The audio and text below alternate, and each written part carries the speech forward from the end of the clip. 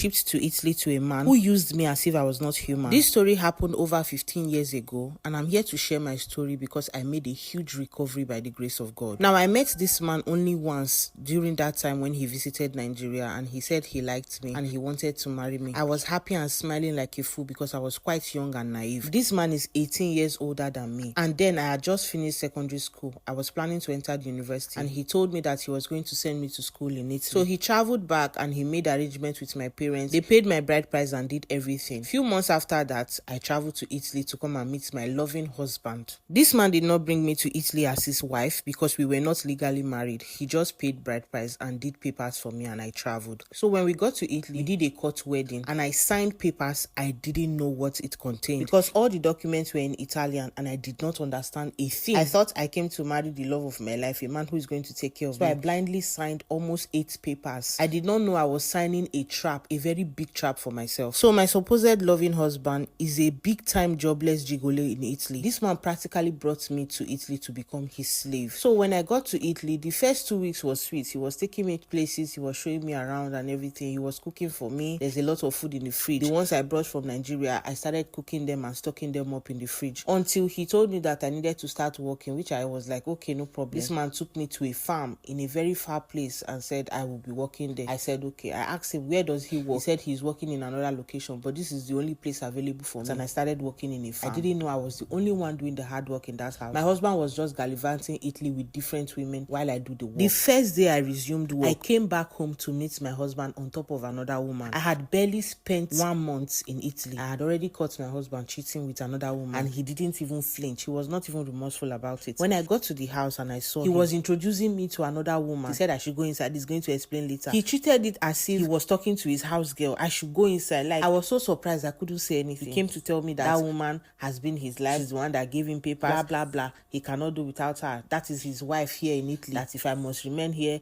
I have to cope with all of this. Why did you bring me if you knew you had a wife? He said they are not legally married, but she's somebody he cannot do without. So anytime she comes here, I should respect her. He was giving me all sorts of rules and regulations. So you were sending me out to go and work so you will have the opportunity to do this. Where exactly do you work? He said I shouldn't question him. That was when I knew that I had entered trouble. The next day I got to work. So one lady that we worked together noticed that I was not looking myself. We came from the same state. So she was asking me, what's wrong with you? Are you okay? I said I was fine. I didn't know who to trust. I can't just open my mouth and start talking. So I kept on managing all his nonsense. The woman he introduced to me was not the only one I met him with. I saw him with different other ladies. He will bring ladies, do what he wants to do, and they will pay him money. Hey, I was so surprised to my bones that a man is doing this. I thought it is only for ladies.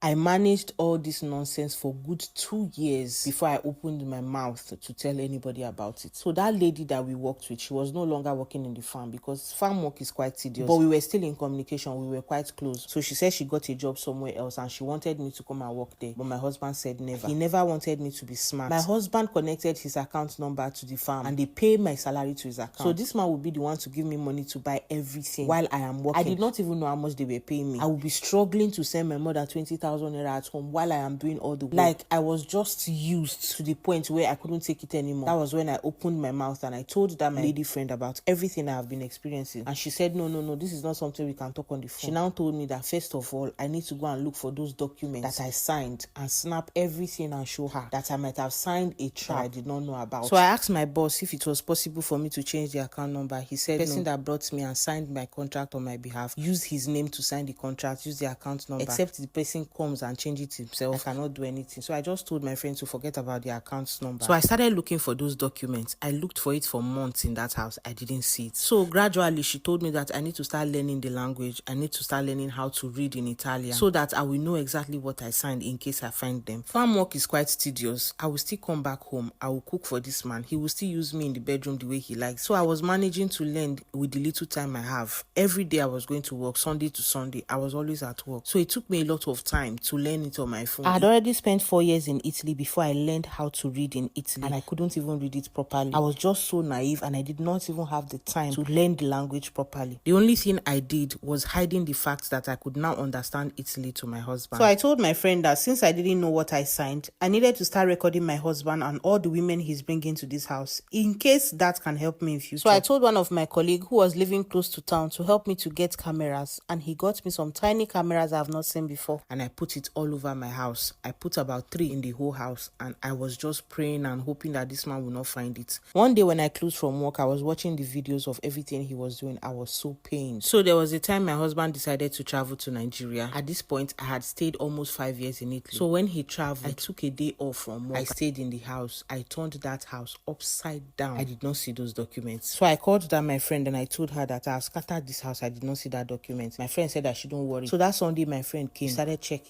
everywhere. This man hid this document at the back of a painting. I didn't know how my friend saw it, but we saw it. So we opened it, we snapped it, and we started reading it. Hey God, this man made me sign a prenup that if I should ever divorce him, I was going to pay him back every penny he spent bringing me to Italy. And if I ever cheated on him, I was going to pay him 50,000 euros. I signed all these documents like